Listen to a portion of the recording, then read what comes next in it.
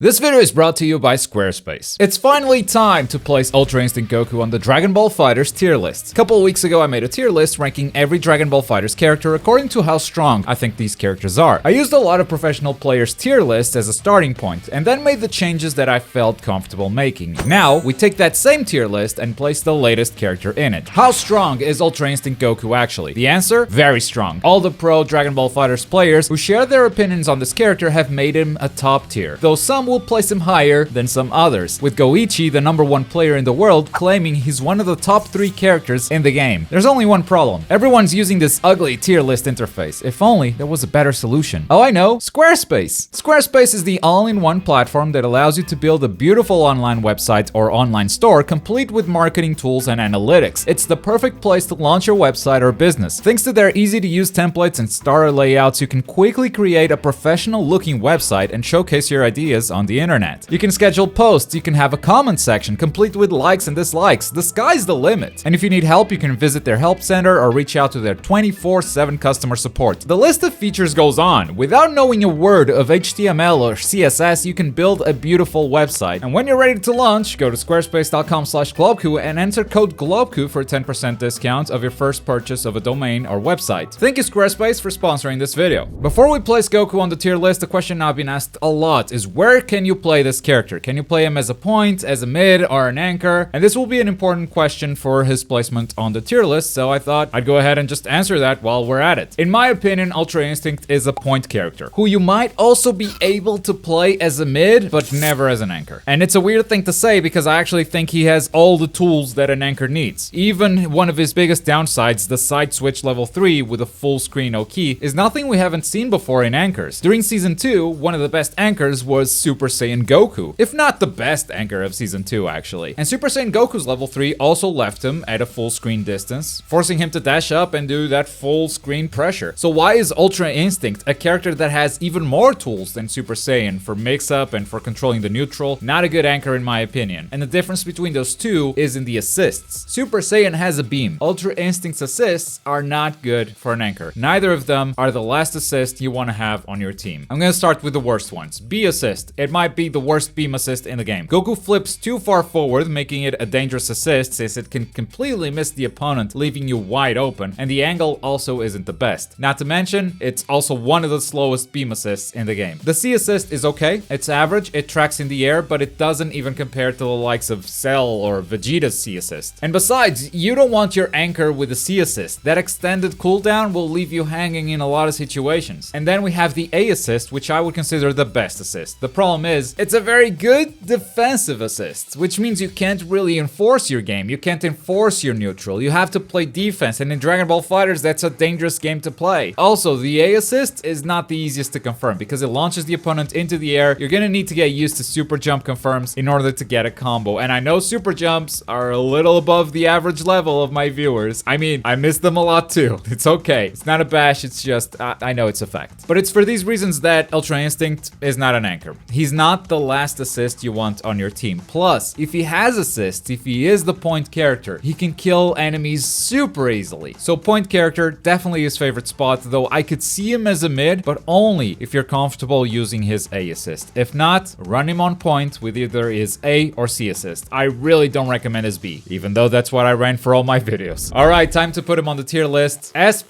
no doubt about it. Ultra Instinct plays a game of his own. Here are a few things that make him super strong. First of all of his buttons are good. I don't care if his light attack button is slower than usual, it has an amazing hitbox and super easy confirm with a second hit. This auto combo is better than Bardock's. His standing heavy attack carries the opponent all the way into the corner where he has insane damage. That corner carry comes in handy in many situations, and even on block, it's a great tool. Down heavy is surprisingly safe. You can use it for an easy high-low mix-up. Because in case you forgot, he has a low down light, which moves him forward as well. This is amazing for poking. And in the air, light attack also has a crazy good hitbox. Medium attack has really good range too. You can even cross up right in your opponent's face. Most characters can't do this. They need to be at a specific distance, but Goku, he can be at point blank range and still get an instant air dash cross up. And if that wasn't enough, he has a beam-like projectile as a normal too. This sequence is super cheap. Down special into special jails the opponent so you can vanish, and now they can't even backdash, because this move is a problem. Invulnerable on frame 4, catches backdashes, and lets you combo for free. Just with normal buttons, he's already at the top tier level. Let's look at his specials. The only thing I don't think is that special is the beam, because it's just a beam. And I feel crazy saying that because it is still a beam, and beams are good in this game, but everything else is just so good that the beam doesn't feel that special. That's how good this guy is. That said, it does have its uses, making block strings safe if you flip backwards. It's also a very good sparking blast bait tool, but everything else is just really special. The flips give him every mix-up you want, with cross-ups, with plus frames, with reversals, and a command throw. In a block string, if you do forward special into medium dash, that is a wonderful frame trap. It catches a lot of your opponent's options if they're doing anything. Plus, the dash itself can be used as a cross-up mix with the right assist. And we can't forget the forward heavy. This thing isn't super easy to use on reaction as it doesn't activate right away, but it's so easy to use against the opponent's assists or as a counter zoning tool. And that, together with his special key blasts and the dash special and the Kamehameha, gives him incredible neutral worthy of a top tier. But what's gonna push him even further beyond is his defensive game. When you play against this character, you can't stagger pressure, you can't do frame traps, your pressure has to be flawless or you risk dying. He's got a DP, he's got the EX flip, he's got a level 1 parry, a parry that you can't even safe jump, by the way, making you question what to do on wake up every single time. In fact, he can level 1 parry your assists or any gaps in your block string, or even level 1 after doing his DP or his unique wake up option. The pressure that someone like Broly applies, the pressure that makes Broly a top 3 character in my opinion, is exactly the type of pressure that doesn't work on Ultra Instinct, which is why in my opinion, Goichi placed him so high on his tier list. Ultra Instinct has changed the defensive game. You give a character like that to the best defensive player in Dragon Ball FighterZ, yeah, I bet he's over the moon. However, I do think Goichi's placement is a bit too high, and I tend to agree more with someone like Nokami's placement, for the simple reason that I don't think Ultra Instinct really helps anyone. This Goku works with a lot of different teams. He accepts many different types of assists as long as he can get grounded dragon rushes at the end of his combos. But his assist doesn't help teams as much as these characters on the top here, not in my opinion at least. And that paired up with how bad his situation is after launching supers, I'd say he is a top 5 character right below Kid Buu. That's not to say his supers are bad, they deal a lot of damage, and having a level 2 super is incredibly useful. Everything damage wise is top tier in this character. He has super Broly levels of damage, no doubt about it. He just loses all the pressure after launching one of those supers, which means in order for you to launch a super, you gotta be killing a character. And on its own, that wouldn't necessarily be a bad thing. I mean, we've talked about Super Saiyan Goku, one of the best anchors of Season 2, and his level 3 also left the opponent at a full screen of distance. But his assists are nearly as good as a beam assist, like Super Saiyan Goku. Even his A assist, which I think is his best, is not amazing in terms of block stun, it's not amazing in its horizontal range, it's not gonna help you win neutral unless you're doing the usual super dash into assist thing, but because it has invulnerability and covers the entire screen vertically, it's still a decent assist, just not good enough to make the top 3 in my opinion. But if you want to remove assists from the equation and you want to look at this character purely as a point character, I'd say he is currently the best point character in the game right after base Vegeta. And what that means is that I think he's a scarier point character than Kid Buu, but I'm placing Kid Buu ahead of him because Kid Buu's assist gives a lot of characters 50-50 mix-ups. He buffs an entire team's mix-up game by being on the backline. That means that I think Goku's neutral and pressure is scarier than Broly as a point character, but Broly's assist also contribute more to a team than Ultra Instinct's A assist. And I'm saying that if you remove Bardock's B assist, he drops a full tier, down to S rank. With a really good assist, I wouldn't hesitate to call him the best character in the game, because base Vegeta's assists aren't amazing either, they're fairly standard, but his crazy damage, mix-up, and meter build easily give him the spot of the best point character right now. Ultra Instinct has a couple of downsides that he makes up with damage, with everything else we talked about, but those downsides still exist. So this is my placement of Ultra Instinct on the tier list. Top 5, incredibly strong, second best point character currently in the game, and what's scary is that this is only week 3 of Ultra Instinct. There's still a lot to be discovered, and he could very well climb even higher. But where would you guys place him? Let me know in the comments down below, or better yet, make your own website with Squarespace. And let the world know your thoughts, link down below, enter code Globku for a 10% discount of your first purchase of website or domain. And as always, thank you very much for watching. My name's Globku, and I'll see you next time.